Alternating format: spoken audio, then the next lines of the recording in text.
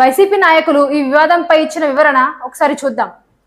జగన్మోహన్ రెడ్డి హిందువు అయి ఉంటే ఈ వివాదం జరిగేది కాదు. ఇది రాజకీయ ప్రేరేపితమని ఆరోపణల్లో వాస్తవం లేదంటున్నారు వైసీపీ నేతలు. నిజానికి తిరుమల తిరుపతి దేవస్థానం బోర్డు అనేక రాష్ట్రాల నుంచి ముఖ్యమైన వ్యక్తులను కలిగి ఉంది.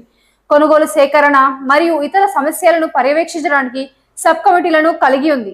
ఇదిలా ఉండగా బోర్డు ప్యానెల్తో సంప్రదించి టెండర్ ద్వారా పదార్థాలను సేకరించడానికి ఏజెన్సీని నిర్ణయిస్తుంది. ఇన్ని పటిష్టమైన కమిటీలు ఉండగా లడ్డూ విషయంలో తప్పు జరిగే అవకాశం ఉంది అంటే నమ్మడం కొంత కష్టమే. అసలు ల్యాబ్ రిపోర్టు ఏమంది? సాధారణంగా మైసూరులోని ల్యాబ్కు పంపే నమూనాలను మొదటిసారిగా గుజరాత్లోని నేషనల్ డైరీ డెవలప్మెంట్ బోర్డు ల్యాబ్కు పంపారు. ఎన్డీడీబీ నివేదిక కూడా కల్తీ పదార్థాల ఉనికి నిర్ధారించలేదు. కల్తీ వస్తువులతో ప్రసాదం లడ్డూలు తయారు చేయలేదు.